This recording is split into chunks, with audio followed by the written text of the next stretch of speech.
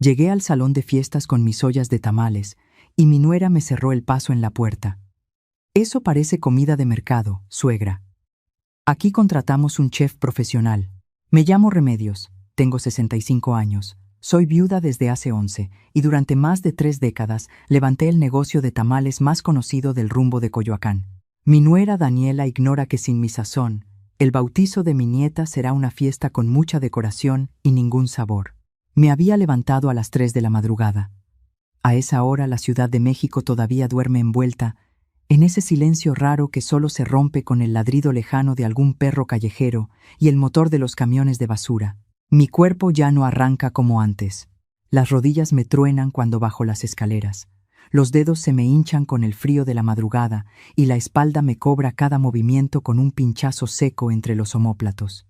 Pero cuando piso las baldosas de mi cocina y prendo la estufa, todo eso desaparece. Las manos se me calientan. Los músculos recuerdan su oficio y el dolor se convierte en ritmo. El bautizo de mi nieta Valentina era el domingo. Mi hijo Gerardo me lo había anunciado un mes antes, con esa voz cautelosa que usa cuando sabe que está caminando entre su madre y su esposa, como entre dos brasas. Daniela quiere algo elegante, mamá. Va a rentar un salón en Las Lomas. Pero me pidió que te dijera que si puedes traer unos tamalitos, nada más para completar. Unos tamalitos. Así dijo. Como si mis tamales fueran un relleno, un parche, algo que se pone en la mesa cuando sobra un hueco.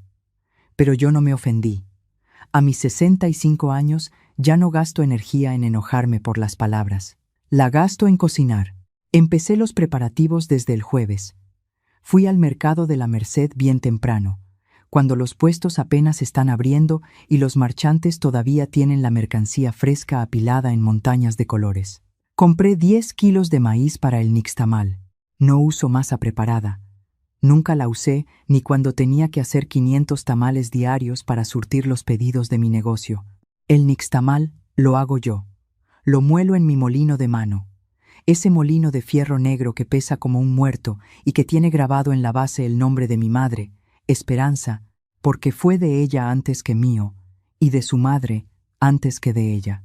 Compré manteca de cerdo de la buena, de la que huele a chicharrón recién hecho y se deshace entre los dedos como mantequilla. Compré chiles anchos, chiles guajillos y unos cuantos chipotles para los tamales de rajas. Compré pollo de rancho, costilla de puerco, queso Oaxaca y hojas de maíz secas que remojaría toda la noche del viernes para que quedaran suaves y flexibles como tela de seda. El viernes lo dediqué a la masa. Molí el nixtamal 3 veces hasta que quedó liso, sin un solo grumo. Batí la manteca con mis manos durante más de 1 hora, con ese movimiento circular que te deja los brazos temblando, pero que mete aire a la grasa y la convierte en una nube. Mezclé la masa con el caldo de pollo, la sal y una pizca de polvo de hornear. Tomé una bolita del tamaño de una nuez y la dejé caer en un vaso de agua. Flotó. Cuando la masa flota, está lista. Esa es la prueba que me enseñó mi madre y que ninguna escuela de cocina te puede dar, porque no viene en los libros, sino en la memoria de las manos. El sábado preparé los rellenos. La salsa roja la hice con chiles anchos desvenados y tostados en el comal de barro, licuados con ajo, cebolla y un trocito de piloncillo para quitarles el amargor. La salsa verde la hice con tomates verdes asados y chiles serranos, con un manojo de cilantro fresco que perfumó toda la cocina. Deshebré el pollo con los dedos, fibra por fibra, sin prisas. Deshuesé la costilla de puerco y la dejé macerando en la salsa roja toda la noche. El domingo a las 5 de la mañana empecé a armar los tamales, uno por uno. Tomaba la hoja de maíz húmeda, le untaba una capa generosa de masa con el reverso de una cuchara sopera de peltre, esa cuchara azul despostillada, que uso desde que abrí mi puesto en el mercado de Coyoacán hace 34 años. Ponía el relleno en el centro, doblaba los lados, cerraba la punta de abajo y los acomodaba de pie en la olla vaporera, apretaditos unos contra otros para que el vapor los cocinara parejo. Hice 180 tamales, 60 de pollo en salsa verde, 60 de costilla de puerco en salsa roja y 60 de rajas con queso. Los cociné en 3 tandas en mi olla vaporera grande. esa olla de aluminio abollado que tiene el fondo quemado de tantos años de fuego y que suena como locomotora cuando el vapor empieza a escaparse por los bordes de la tapa. Cada tanda tardó hora y media. Cuando destapé la última olla a las 11 de la mañana, el vapor subió hasta el techo de mi cocina como una oración caliente. El olor era tan intenso que mi vecina Conchita se asomó por la ventana del patio preguntándome si le vendía una docena. Envolví las 3 ollas con cobijas gruesas de lana para que mantuvieran el calor. Las amarré con mecate de ixtle y las subí a la camioneta de mi compadre Tacho, que se había ofrecido a llevarme porque sabe que yo ya no manejo desde que me operaron de la vista hace 2 años. Tacho es un hombre callado de manos enormes y bigote canoso que fue amigo de mi difunto esposo desde la primaria. Tiene una camioneta vieja que huele a tierra mojada y a perro porque siempre lleva a su pastor alemán en la caja de atrás, pero ese día la había limpiado y le había puesto una cobija nueva en la batea para que mis ollas no se movieran. El viaje a las lomas duró 40 minutos. Yo iba en el asiento del copiloto con mi bolsa negra de charol sobre las piernas, esa bolsa que compré en el tianguis de Tepito hace 20 años y que tiene un cierre de metal que suena como chasquido de dedos cada vez que lo abro. Adentro llevaba mi mandil bordado a mano, el que tiene mi nombre cosido en hilo rojo sobre la pechera, y mi monedero de cuero con broche de latón que perteneció a mi madre. Cuando llegamos al salón de fiestas, sentí que habíamos cruzado una frontera invisible. El lugar se llamaba Villa Dorada, y era una casona antigua remodelada con jardines enormes, fuentes de cantera rosa y un portón de hierro tan alto que parecía la entrada de una catedral. Había camionetas negras con vidrios polarizados estacionadas en fila, un ballet parking con chaleco y un arco de globos blancos y dorados que enmarcaba la puerta principal. Tacho estacionó su camioneta vieja entre 2 camionetas que costaban lo que yo gano en 5 años. Se bajó, se acomodó el sombrero y me ayudó a cargar la primera olla hasta la entrada. El calor todavía traspasaba la cobija de lana. Fue ahí donde la vi. Daniela venía caminando por el pasillo del jardín con una copa de mimosa en la mano y un vestido color perla que le llegaba a las rodillas. Llevaba el pelo recogido en un chongo apretado, aretes largos que brillaban cada vez que giraba la cabeza y unos tacones tan altos que caminaba como si estuviera ensayando para un desfile. Detrás de ella venían 2 de sus amigas, vestidas casi idénticas, como uniformadas en un ejército de apariencias. Daniela se detuvo a 3 metros de nosotros. Sus ojos bajaron hasta la olla que Tacho sostenía entre los brazos. Miró la cobija de lana con sus bordes deshilachados, miró el aluminio abollado que se asomaba por arriba y luego me miró a mí, con mi blusa de manta bordada, mi falda oscura y mis zapatos de piso que ya tienen la suela gastada por un lado de tanto caminar al mercado. «Suegra», dijo en un tono que pretendía ser un susurro, pero que sus amigas escucharon perfectamente. «¿Qué es todo esto?» «Los tamales, hija», le respondí con una sonrisa. 180, de 3 sabores. Los hice desde el jueves. Todavía están calientes. Daniela miró a sus amigas. Vi cómo intercambiaban una mirada rápida, de esas que dicen todo sin mover los labios. Luego se acercó a mí un paso más y bajó la voz, pero la intensidad de sus palabras la traicionó. «Suegra, con todo respeto, no podemos meter eso aquí. Mire este lugar. Contraté un chef que estudió en Francia. Hay canapés de salmón, carpaccio de res, una barra de sushi y una fuente de chocolate belga. Si pongo sus ollas de tamales en medio de la mesa de postres, esto va a parecer puesto del mercado de la Merced. ¿Qué van a pensar los invitados?» El aire se me fue del pecho como si alguien me hubiera apretado las costillas con una prensa. Pero no solté la olla. Mis manos, esas manos que llevaban 4 días trabajando sin descanso, se aferraron al metal caliente con la misma fuerza con la que se habían aferrado a la vida durante 65 años. Gerardo me dijo que trajera tamales, Daniela. Me pidió que colaborara con la fiesta de mi nieta. Daniela suspiró con esa impaciencia que usan las personas que creen que el mundo gira demasiado lento para ellas. Gerardo no sabe lo que dice.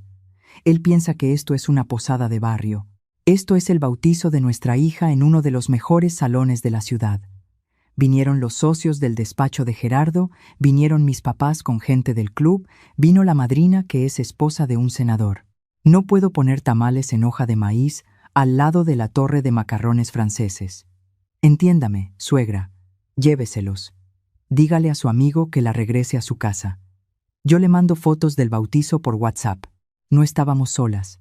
A nuestro alrededor, en el jardín impecable de Villa Dorada, había al menos 100 invitados. Algunos ya nos miraban de reojo. Un mesero de guantes blancos se detuvo con su charola en el aire, escuchando. Las amigas de Daniela observaban con esas sonrisas apretadas que esconden la crueldad detrás de los labios pintados. Y desde el fondo del jardín, junto a una mesa decorada con flores blancas, vi a mi hijo Gerardo. Nos estaba mirando con el vaso de whisky congelado en la mano y la cara pálida, pero no se movió. No caminó hacia nosotras. No dijo nada. Eso me dolió más que las palabras de Daniela. Miré mis manos aferradas a la olla. Vi las manchas de la edad, las quemaduras antiguas del comal, el callo duro en la base del pulgar derecho que se formó de tanto apretar la cuchara para untar la masa. Esas manos habían alimentado a miles de personas. Esas manos habían pagado la escuela de Gerardo, su universidad, su traje de graduación, el enganche de su primer departamento. Esas manos le habían dado de comer a mi hijo cada día de su vida hasta que se casó y se mudó a un mundo donde los tamales dan vergüenza. Pero yo no soy mujer de escándalos. Mi madre me enseñó que el agua hirviendo no hace ruido. El agua fría es la que burbujea y salpica.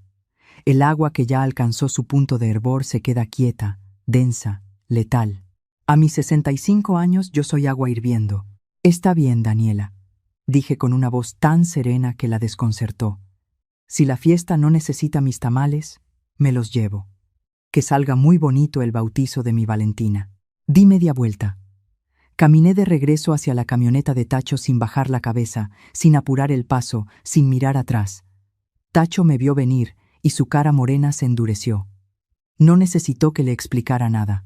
Los hombres como Tacho leen las situaciones con la misma precisión con la que leen el cielo para saber si va a llover. «Le pasó algo, comadre», dijo abriendo la puerta de la camioneta para que yo subiera. «Cambio de planes, Tacho.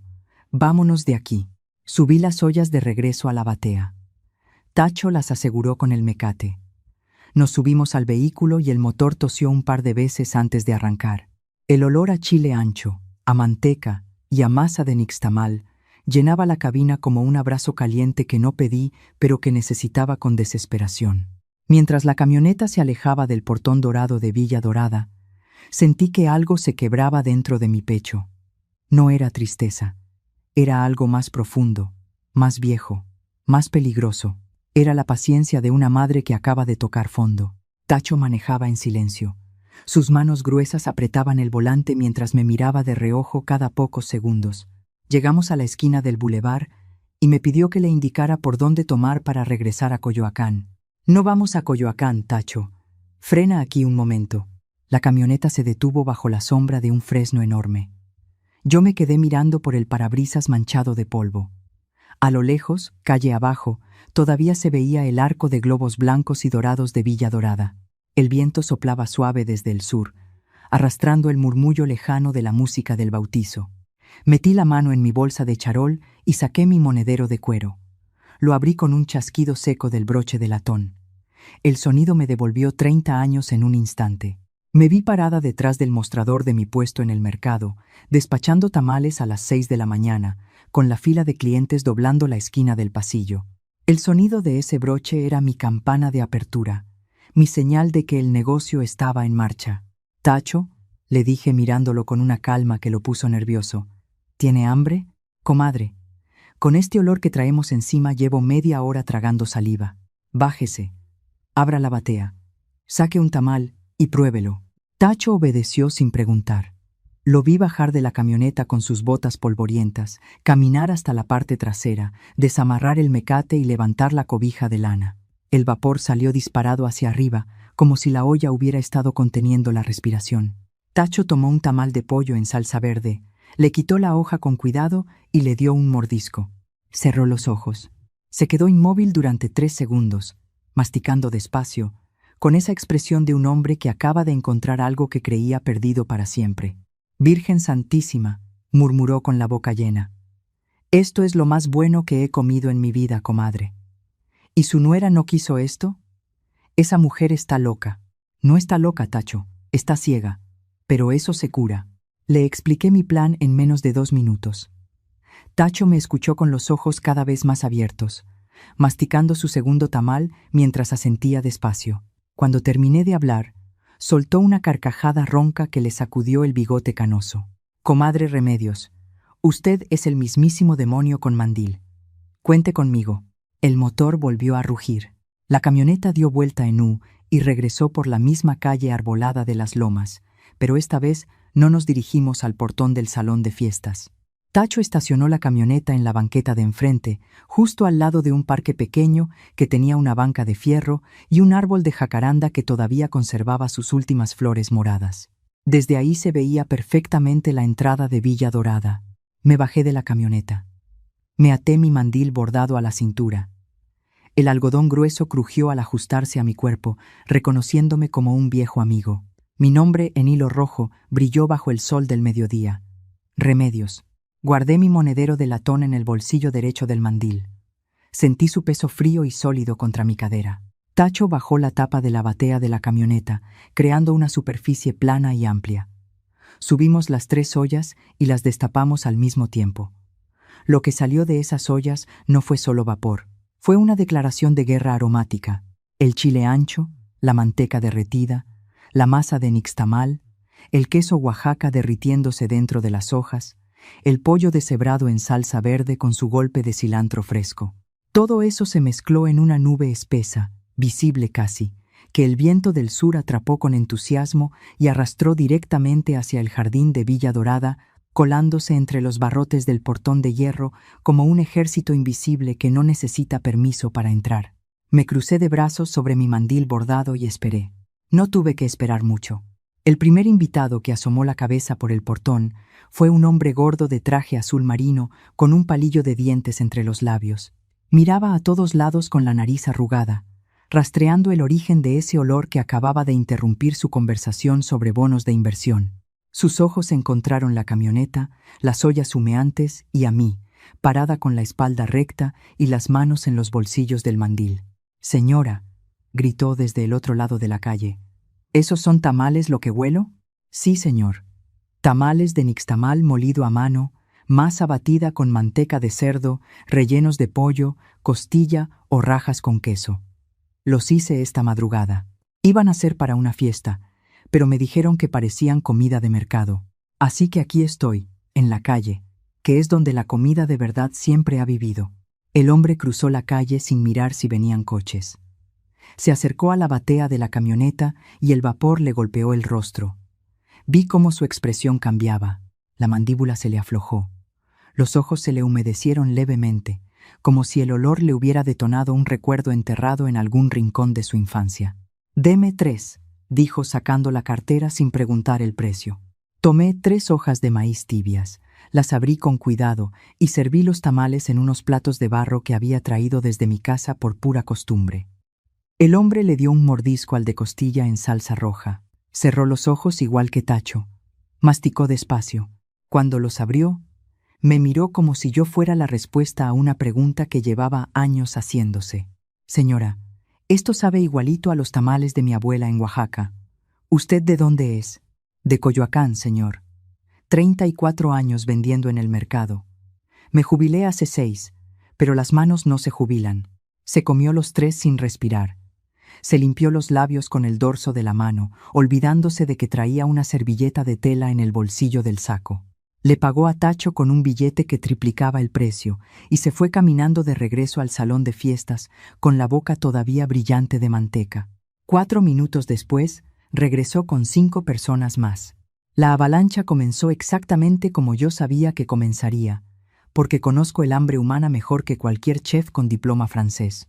Los canapés de salmón son bonitos para la foto, pero no le llenan el estómago a nadie. El carpaccio de res crudo no calienta el pecho de un hombre que lleva 2 horas parado en un jardín con un vaso de vino blanco tibio. La fuente de chocolate belga impresiona a los ojos, pero los ojos no tienen hambre, el estómago sí. Y el estómago mexicano, ese órgano patriótico que llevamos todos por dentro, exige maíz, chile y manteca. Cuando el mediodía aprieta, primero llegaron los hombres. Siempre son los primeros en rendirse ante el hambre porque les importa menos la apariencia. Venían de dos en dos, cruzando la calle con pasos rápidos, mirando por encima del hombro como si estuvieran cometiendo un delito. Pedían sus tamales, los devoraban de pie contra la camioneta de Tacho y se limpiaban las manos en los pantalones antes de volver al salón. Después llegaron las mujeres. Primero, las tías viejas, las abuelas, las señoras de rebozo que habían sido invitadas por compromiso y que miraban mis ollas con una familiaridad que les iluminaba la cara. Luego vinieron las jóvenes, las amigas de Daniela, esas mismas que me habían mirado con sonrisitas apretadas media hora antes. Se acercaban de puntitas sobre sus tacones, pidiendo con voz baja como si estuvieran comprando contrabando. Me da uno de rajas, pero lo envuelve en servilleta para que no me manche el vestido.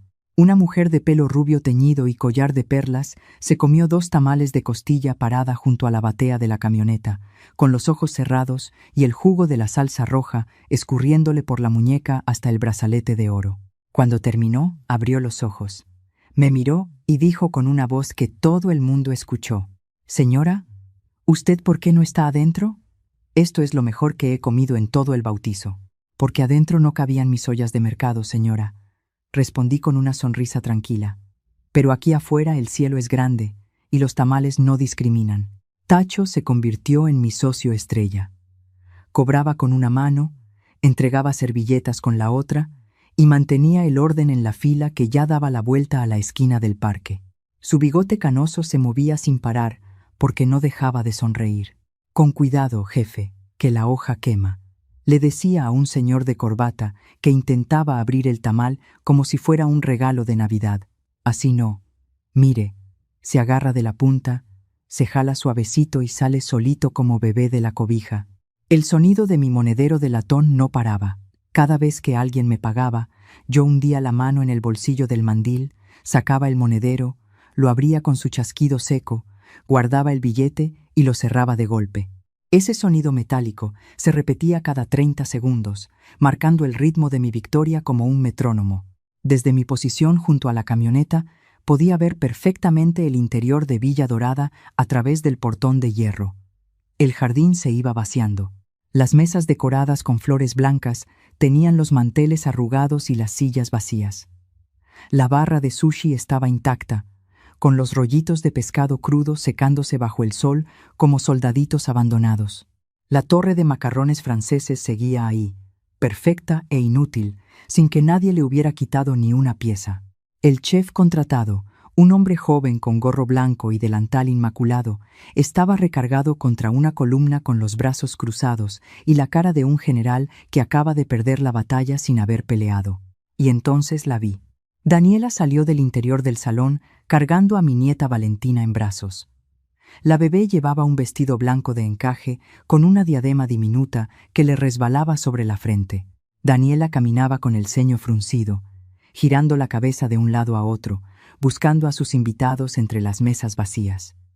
Vi el momento exacto en que comprendió lo que estaba pasando. Se detuvo en medio del jardín como si hubiera pisado una trampa. Su cuerpo giró lentamente hacia el portón. A través de los barrotes de hierro vio la multitud amontonada en la banqueta, las risas, los platos de barro, el vapor subiendo desde la batea de una camioneta vieja. Y en el centro de todo, me vio a mí. Nuestras miradas se encontraron a través de las rejas. No había más de 15 metros entre nosotras, pero la distancia se sentía como un abismo. Daniela se quedó paralizada con mi nieta en brazos, mirando cómo cada uno de sus invitados elegantes, los socios del despacho, las amigas del club, los familiares de abolengo, se manchaban los dedos con salsa roja y peleaban por el último tamal de rajas con queso en la banqueta de enfrente.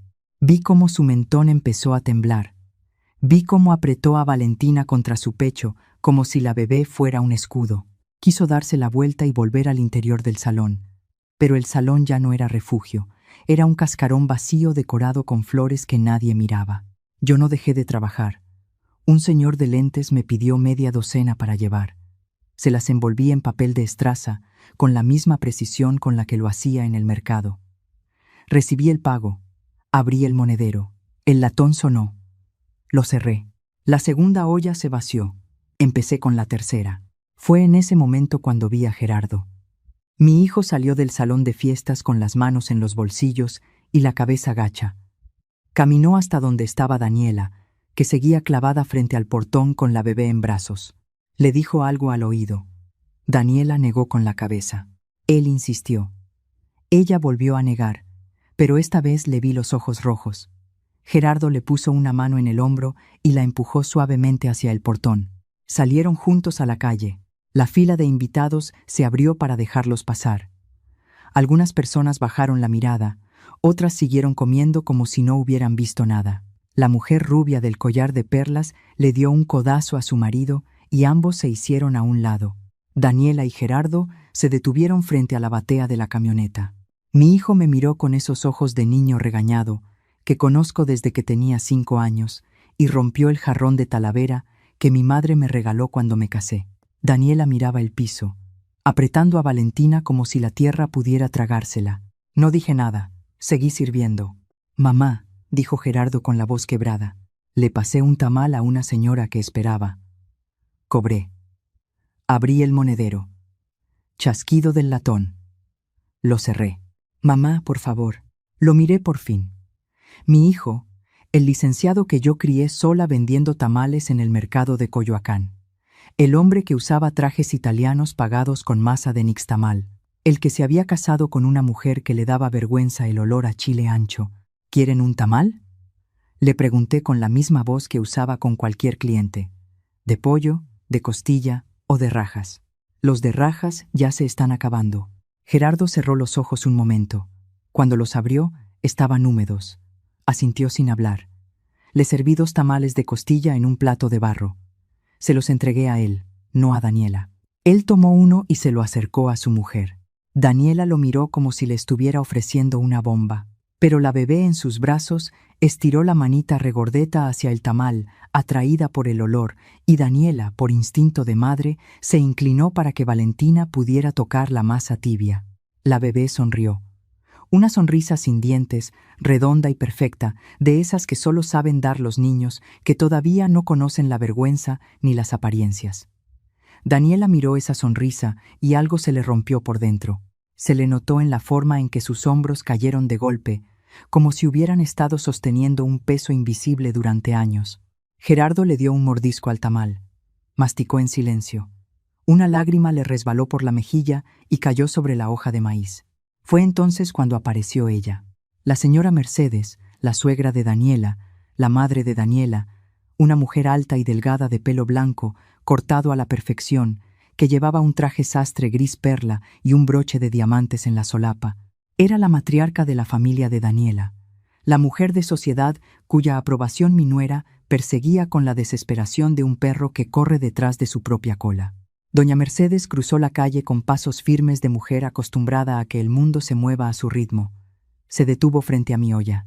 Me miró de arriba abajo con esos ojos grises que podían congelar un vaso de café. «Usted es la suegra de mi hija», dijo. No era pregunta, era confirmación. «Soy Remedios, señora. Tamalera jubilada». Mercedes miró la olla. Miró los platos de barro. Miró a Daniela, que estaba a punto de desmayarse de la vergüenza.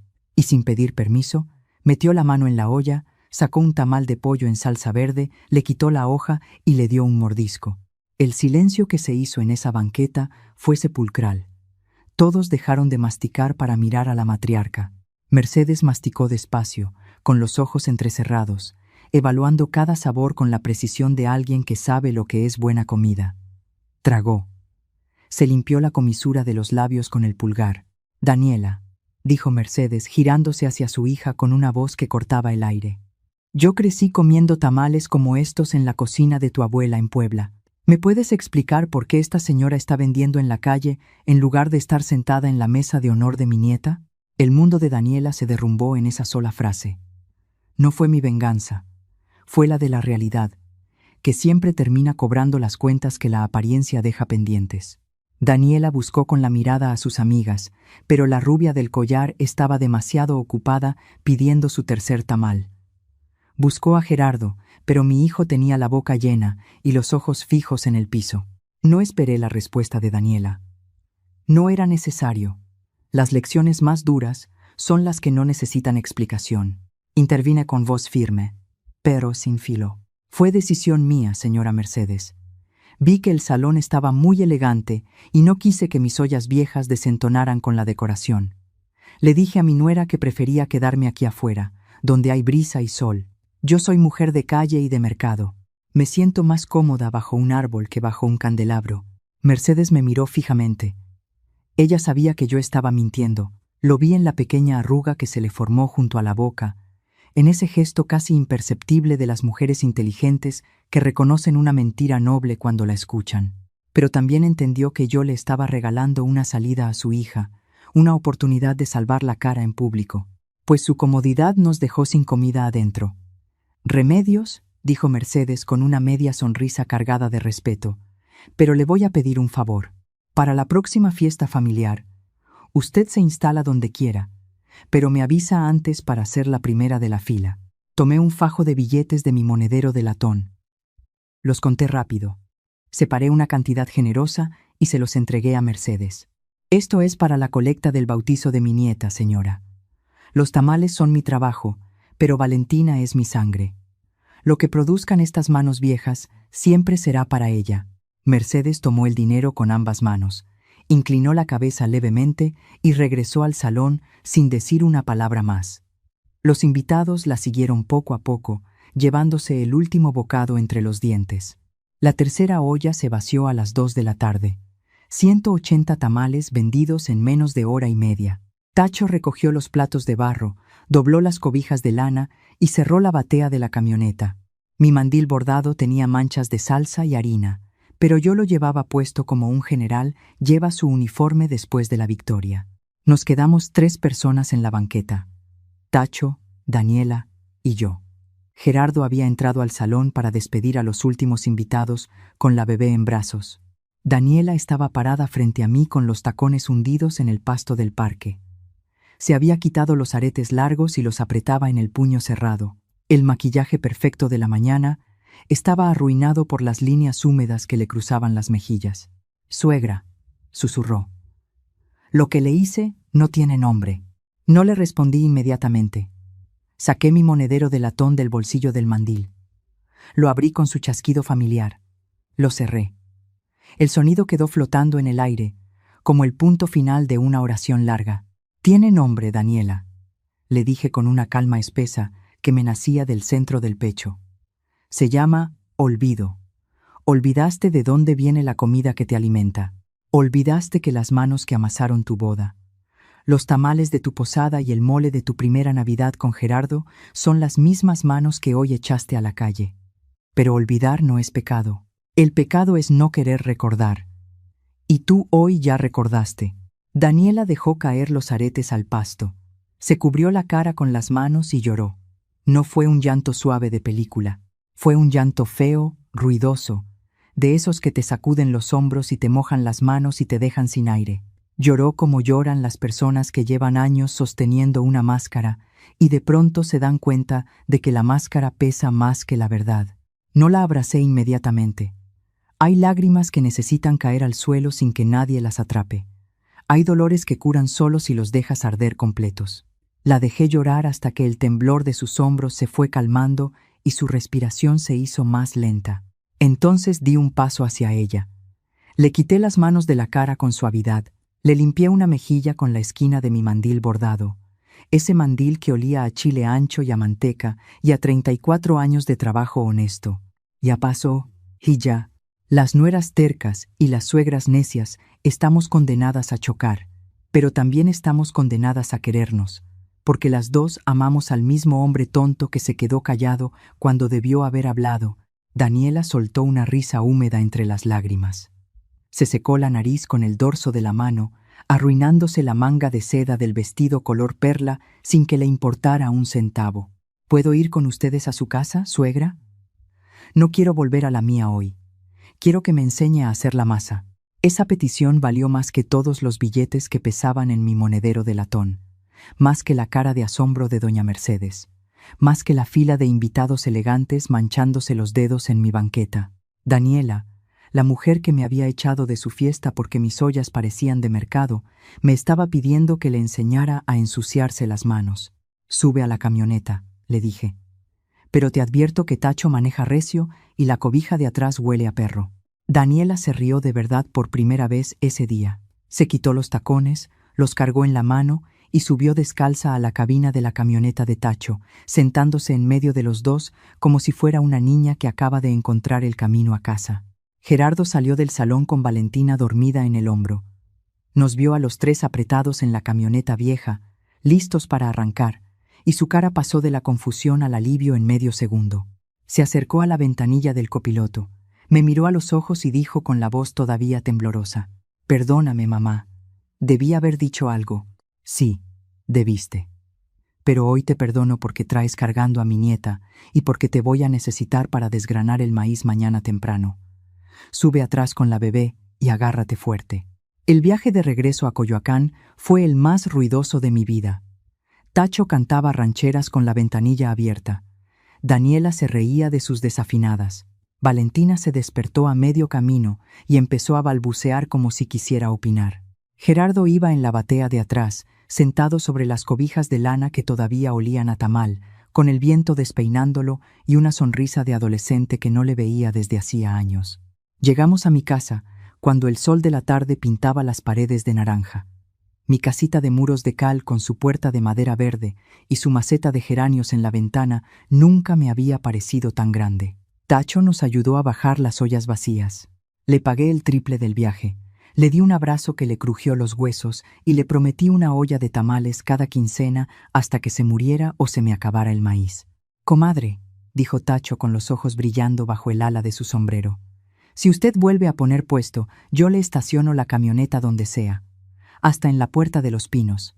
Lo vi alejarse por la calle tocando el claxon 3 veces. El pastor alemán ladró desde la batea como despidiéndose. Entramos a mi cocina. El olor del nixtamal del jueves todavía vivía en las paredes, en las cortinas de algodón, en las baldosas gastadas. Daniela dejó su bolsa de diseñador sobre una silla y se quedó parada en medio de mi cocina, mirando todo con ojos nuevos. Miró el molino de fierro negro atornillado a la esquina de la mesa.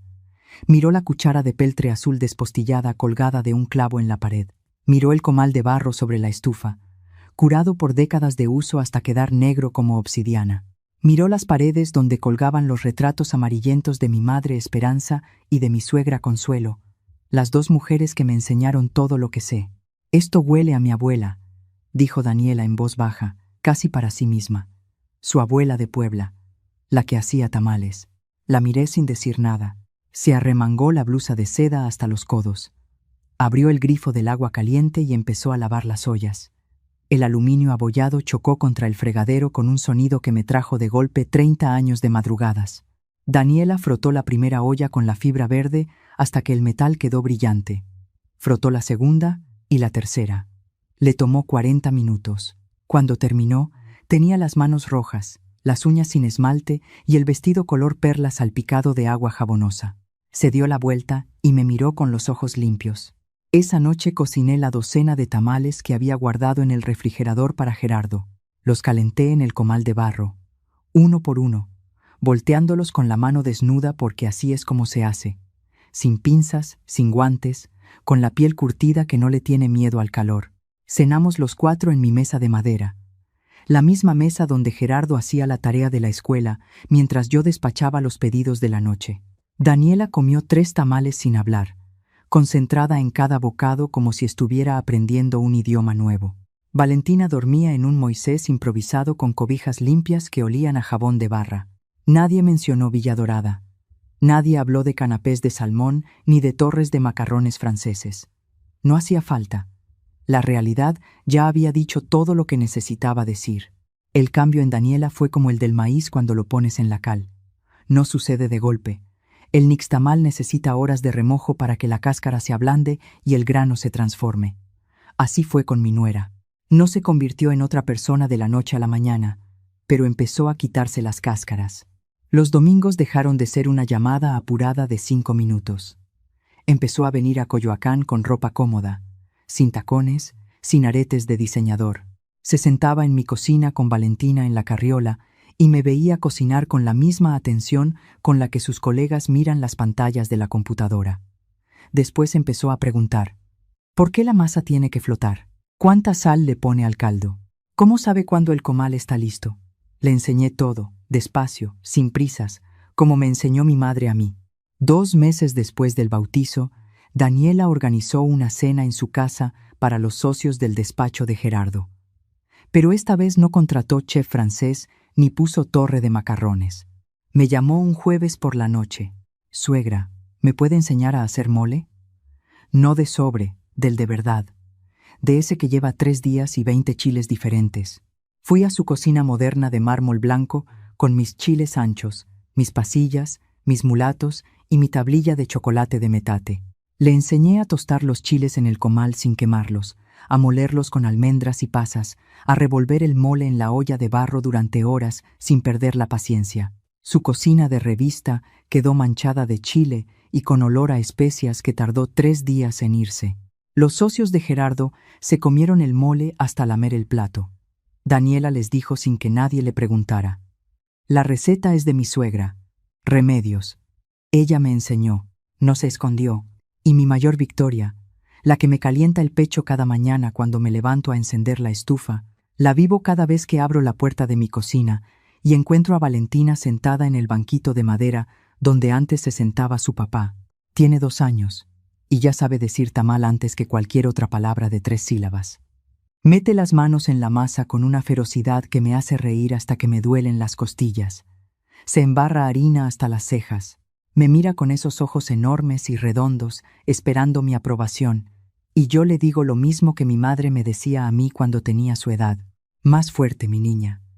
La masa no se amasa con miedo, se amasa con todo el cuerpo, con todo el corazón. Ayer por la tarde, mientras el sol de otoño entraba por la ventana de mi cocina, iluminando el polvo de harina suspendido en el aire, saqué mi molino de fierro negro del rincón de la mesa. Ese molino pesado y oscuro que tiene grabado el nombre de mi madre en la base, lo atornillé a la orilla de la mesa y lo llené de maíz. «A ver, Valentina», le dije ajustándome mi mandil bordado a la cintura, sintiendo el peso familiar de mi monedero de latón en el bolsillo derecho. «Agarra la manivela con las 2 manos. No la fuerces, déjala girar con tu peso. El maíz tiene memoria. Si lo apuras, se resiente. Tienes que tratarlo con respeto, como todo lo que vale la pena en esta vida». Valentina asintió con la seriedad ridícula de los niños que intentan parecer grandes. Puso sus manitas regordetas sobre el fierro frío y empezó a girar la manivela. Le costaba mover el peso del molino, pero no se rindió. Daniela entró a la cocina en ese momento, secándose las manos con un trapo. Se apoyó contra el marco de la puerta, descalza, con el pelo suelto y una sonrisa que le llegaba a los ojos. Nos miró a las 2, a su hija cubierta de harina peleando con un molino que pesaba más que ella, y a mí, la vieja tamalera de Coyoacán, que un domingo cualquiera puso de rodillas a un salón de las Lomas con 3 ollas de aluminio abollado y un mandil bordado con hilo rojo. Nuestras miradas se cruzaron por encima de la cabeza de Valentina. En los ojos de mi nuera ya no había vergüenza, ya no había distancia, había raíz. Miré mis propias manos, manchadas y nudosas, con sus callos de comal y sus quemaduras de aceite. Esas manos que molieron nixtamal antes del amanecer durante 34 años. Esas manos que sostuvieron ollas calientes cuando el cuerpo pedía descanso. Esas manos que un mediodía de domingo, en la banqueta de un barrio que no era el suyo, le recordaron al mundo entero que la comida de verdad no necesita apellido ni diploma para ganarse el respeto. La dignidad no se sirve en plato de porcelana ni se decora con flores importadas.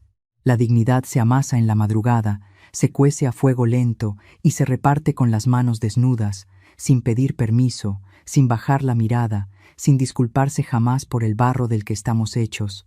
Al final del camino, el único poder que nadie te puede quitar es el que llevas en las manos. Y estas manos mías, viejas, manchadas y temblorosas, todavía tienen masa para rato.